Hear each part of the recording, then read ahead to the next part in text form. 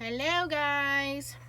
Okay, so a lot of you guys asked me about stamping and foiling. I gotta tell you, this is the method that I detest the most with foiling. I do not do it. I hate doing it. It never comes out right. Yes, I know there's a lot of videos out there of people who seemingly make it look like it works. However, most of the time you just don't get the ultra smooth foiling results that I'm used to. So does it work? Yes. Are there different methods? Yes. So the first thing you're going to notice is I'm not using the ink. I am using my laminator, and I have it on 3 and it's ready to go. Okay, because some reason when I did this the other day, these are all the samples that I did, and I'm not going to bother to upload that video for you guys because honestly it just looked terrible. So setting 1 came out the best, which was the lowest heat setting, which is why I decided to go with the laminator today instead of the Mink. Here's setting 2. Here's setting 1 without heating the Stampin' Bond heat powder. You can also use, I think Ranger has a heat and set powder as well. Here I use the Mink ink, which is this stuff here. If you guys watch some of my older videos, you'll see that I took some of this Mink ink and put it in a little container here. It says Mink reactive ink in here. This is now hard as a rock, so it's kind of pointless. I know you can apply it with a sponge, yes. Here's one with Mink paint, but you can see here's one on setting 3. I just had a whole bunch of failed attempts. Here's one using embossing powder. So we're going to do this again today. We're going to do it with Heat and Bond or Stampin' Bond reactive dry glue powder. And basically how this works is, I've already set some of this up, is you stamp your image with your Versamark ink like you normally would, and then you're going to put the Stampin' Bond powder on, and then you're going to preheat it, because if you don't heat it, it just leaves a big mess. So by preheating it, you can see that it's there. Once it's dry, it's slightly tacky, but it's not super tacky. This is going to get reactivated in the laminator or the Mink machine. I, again, do not recommend using the Mink unless you're going to do it on heat setting number 1, because I think the Mink just gets too hot. So there's 2 ways you can use this. So the first one I'm going to show you is I'm going to run this one, and I'm just using, again, extra pieces of foil that I have in my stash. Use whatever you have. I'm going to cut this down to size here. I am going to use some carrier sheets. You can use parchment paper. You can use your Mink carrier sheets. You can use regular folded paper.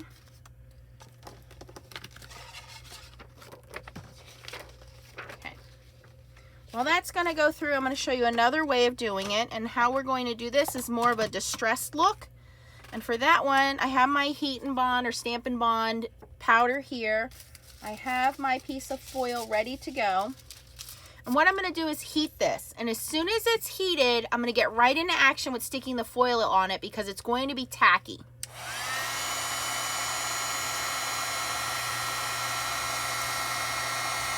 So as soon as it's all clear, we're going to go right in with the foil and start sticking it down. This is going to give you more of a distressed foil look. You guys know I really like a smooth foiled look, but this will work if you like that distressed kind of masculine look, which is why I picked the stag head for it. And you don't need the laminator machine to do this. It works on its own. You just need that Stampin' Bond or sticky. Like I said, I know Ranger sells a brand. Okay, now, so here you can see it's very distressed. It didn't stick where I wanted it to. Real simple. We're going to go in and heat it up again.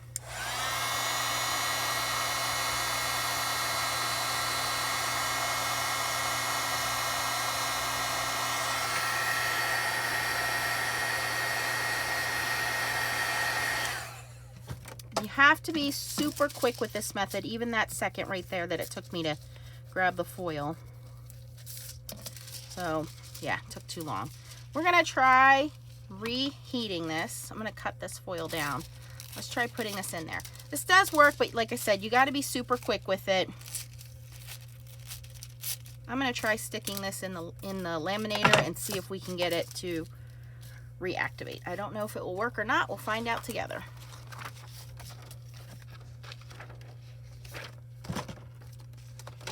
Okay, so here is that Merry Christmas. Let's see how it did. Okay, so this is the issue that I was having before, is that once it goes through the laminator, it kind of smushes it, and so we lose some of that detail. Now I did try one more fine detail stamp. Let's try heating this one up.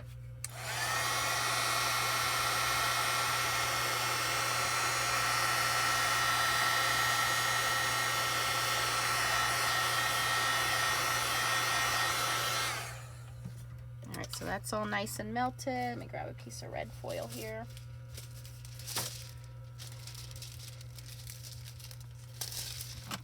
I'm going to switch over to embossing powder as well. I did try it with the Brutus Monroe Alabaster embossing powder. I just didn't get good results. I got better results with the Stampin' Bond glue.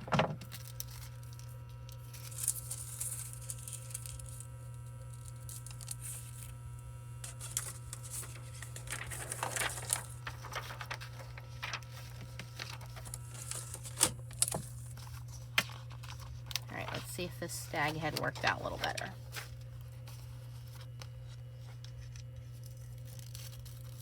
Yeah, a little better. That's actually the best result I've seen so far. That actually is not too bad. Let me grab some super fine embossing powder. I'm going to use some of this Brutus Monroe Crisp Icicle, which is super... I was using this Alabaster White, which just didn't work as well for me, so I'm going to try this ultra fine embossing powder, and we'll see if that works.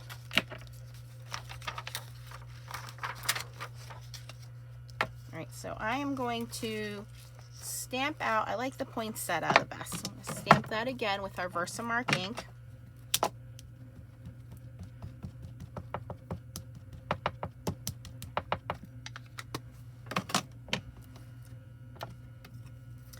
Definitely want to use your anti-static tool, because anywhere that the powder sticks, the foil is going to stick too. So we definitely want to dust that.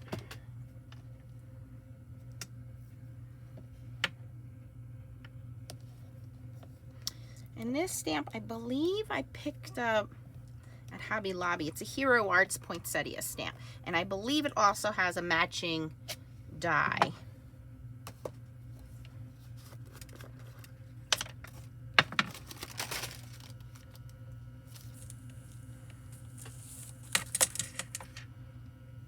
Now, I will say finer images do work better, because like I said, as these go through the laminator machine, it kind of squishes the image down a little bit, and it goes from a fine line with a lot of detail to it's kind of a short, fast squish line. So you want to be very careful with that. I do like to heat set first. A lot of people say, well, just put it in there like that. You can certainly do that, but what happens is, again, as those powder particles come in contact with the rollers, they get melted and they get squished, and not necessarily where you stamp them. So I do like to heat mine first.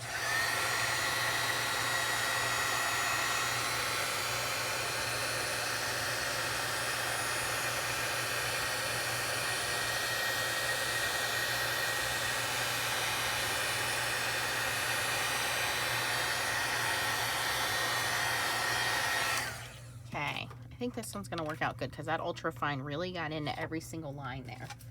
Grab some more red foil here. Actually, let's do this one in gold foil.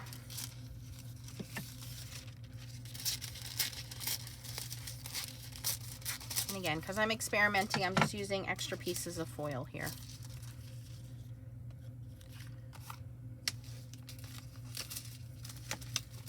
Foil and carrier sheets everywhere.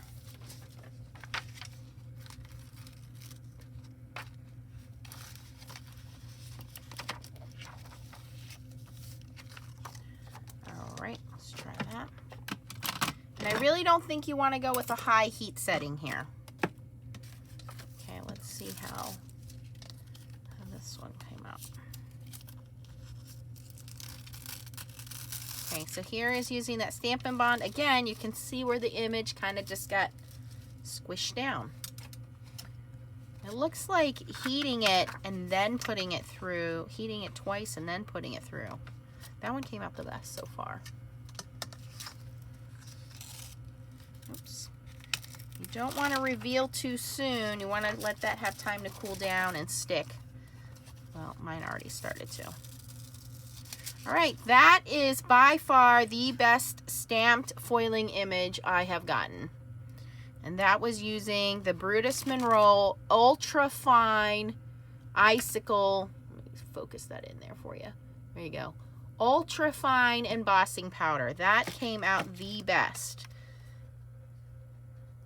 Wow, that came out really nice. Let's try the more solid image again with the stag head and see if we can get the same results. So same thing. I'm just going to use the back side of this one.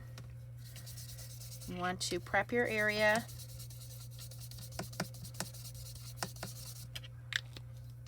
So you want to use a super fine embossing powder.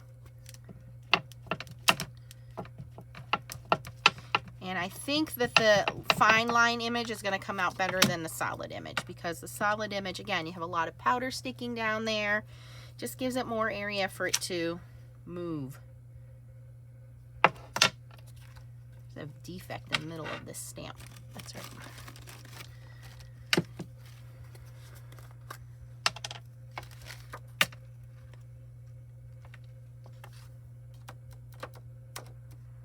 Okay, everywhere that I have excess powder, I'm going to take my brush and get that off, because you do not want your foil sticking to those pieces.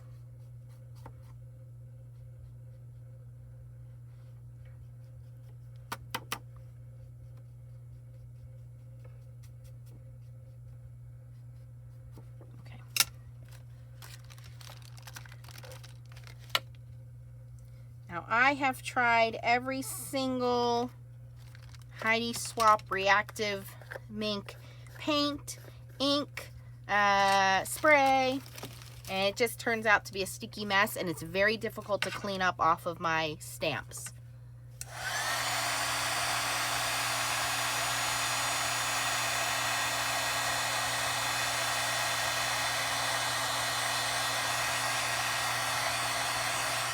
Pretty smooth. There is a little bald spot in the middle of his head and on a little of the horns there, but we should be okay.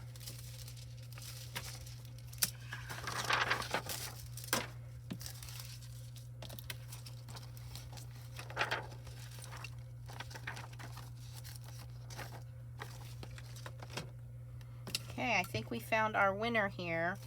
Let's try one more time with the sentiment. I like that one. We'll keep that one for a card. I actually do like this one, so we'll keep that one. This one I don't like so much. Put that in our boo-boo pile. And this is how you learn. You make mistakes and you practice and you learn from them.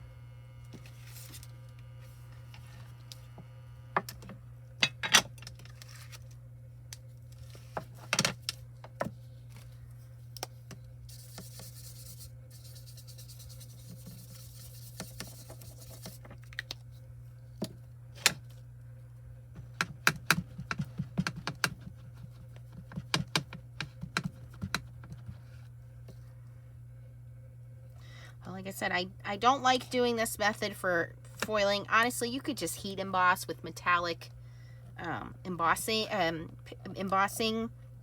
powder, and it comes out better than doing this method on foiling, in my opinion. This is just, I don't know, just to me, I don't like this for foiling. For my foiling, I like my foiling to be completely smooth and just look really clean and crisp, and you just don't get that with unfortunately, when you try to do stamping with foiling. Not a method I have found yet anyway. And you guys know I have done everything foiling.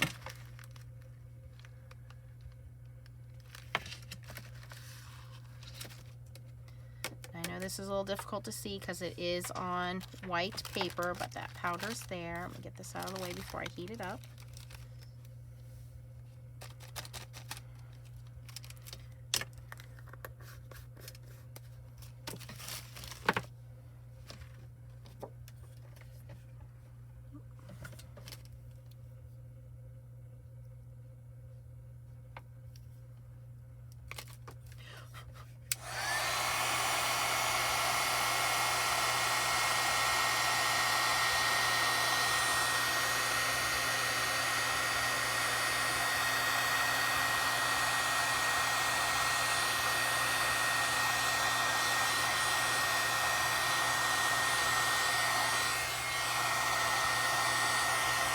And just like anything foiling, the smoother your surface is for your foil to stick to, the better it's going to look. So you want super smooth embossing when you're doing this.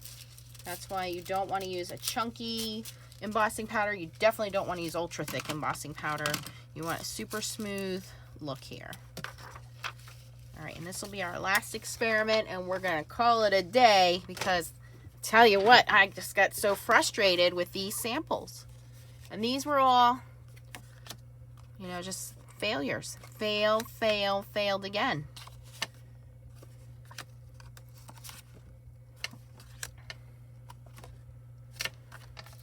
So far today we're having a little bit better luck with the Brutus Monroe Icicle Embossing Powder.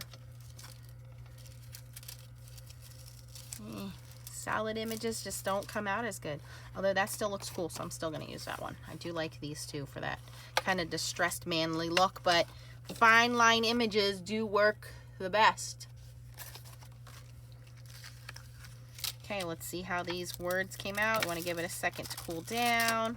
It has already started to peel. Oh boy, that's not going to look so good. Nope. Nopety, nope. I'm going to send this one through again. I'm going to turn the heat up to 5. We're going to try this one again. I think because this was on thicker cardstock that it didn't get enough heat, which is not normally the case. Normally 3 is more. I think when you go too hot, that ruins the project here, which is why I used the laminator today instead of the Mink. The Mink just got too hot and it just ruined my project. So at least I got these 3 out of it. For this one, I'm gonna probably stamp a little sentiment underneath here. Maybe I'll go in with some color pencils and kind of color in there. I think that would look pretty with that gold outline. This I think is very cool with the distress look. This is the one where we did the heat and bond and we heated it up, stuck it on, and then heated it up again, and then ran it through the machine. So I do kind of like this one. Very textured looking. And this one was with the Brutus Monroe Ultra Fine, and you can see it tried to stick, but again, just didn't get enough heat. We could probably run this one through again with 5. Let's try this one again. We have plenty of foil. Now, for these foil scraps, I would not reuse these. I would just keep them for corner pieces, like if you're going to be doing like alcohol, foiling on alcohol inks or fixing boo-boos. But I would not reuse these on toner sheets. Okay, so we're waiting for this guy to heat up to 5. It shouldn't take too long.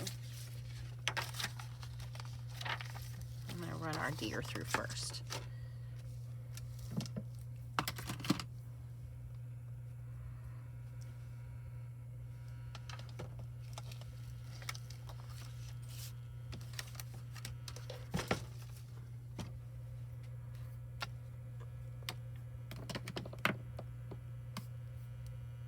But yes, a couple years ago I put some of that Mink reactive mist and paint in here, and this is just hard as a rock. Didn't work out, dried out. And I have tried using a brush and painting them onto the stamps, and same thing, just didn't work out. All right, I don't think this stuck at all. If it did, nope, it was very little, so that didn't work. Is this okay? So this is now lit green. Let's try it again. I'm gonna put it face down this time. Let's see if that makes a difference in this laminator. So instead of putting it in foil side up, I'm gonna put it foil side down. Yes, I've reused this paper a few times. And my carrier sheet has foil stuck to it, which is not a big deal because I can just use acetone and clean that off.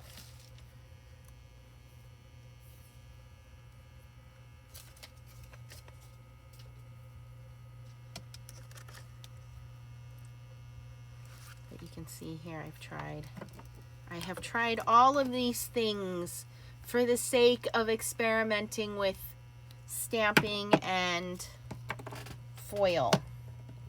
And I tried the Stampin' Bond, which you guys just saw me do. And I tried regular embossing powder, which you guys saw me do. So ultrafine seems to work the best. And a laminator seems to work better than a mink. Ooh, that didn't even take that time.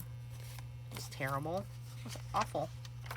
Okay, I'm gonna experiment again here, and I'm gonna stick it directly through without the carrier sheet. Do not try this at home. I do not want anybody blowing up their laminators. Mine's really old, so I'm not worried about it.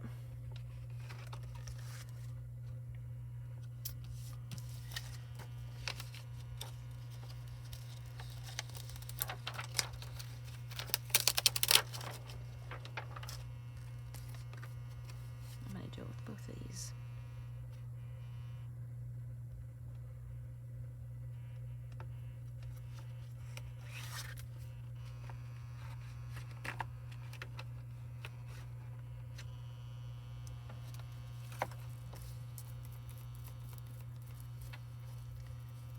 And as you guys know, I do not edit my videos. I do not cut anything out. So what you're seeing is real-time results here. I honestly don't think it's going to make a difference if you change foil. You're going to have the same results. It's just a matter of that adhesive cooling down and getting the right temperature and the right pressure in order for the foil to stick to it. So that's why I always wait before I pull the foil off. Now that came out a little bit better. I just did it directly. But again, still, you know, a couple missed spots there.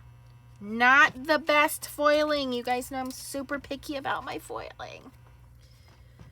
So I did the video because you guys asked me to. Again, that just kind of smushed down the embossing powder as it heated it up again. But I don't recommend this method. I just think it's very cumbersome. It's very frustrating. I think you waste a lot of foil doing it. You waste a lot of time doing it. I understand that people want to foil some of their stamped images. There's a lot of different projects out there now. You can do the foil quill. You can do the handheld foil quill. But I just don't think this method is one that I would actually recommend to my viewers in trying out. It's just a lot of frustration, a lot of wasted time. If you like that distressed look, certainly you can achieve that. But when you're using foil, the whole point of doing foil is to have this smooth, shiny, glossy look. And so this is one I don't recommend. If you guys have any questions about anything I use, post them down below. I always appreciate your comments, recommendations, questions, things like that. If you're not a subscriber and you would like to subscribe, you'll have a little bubble come up in the bottom right hand corner here. You can click on that and it'll notify you every time I post a video. I have a ton of videos on foiling, foiling with the Mink, foiling with the Gemini hot foil machine. What's the difference between hot foiling and regular foiling? What should I do with my waste foiling? So there's a lot of videos there. You can check on the foiling playlist. But otherwise, thanks for watching, guys, and keep on stamping. Bye-bye.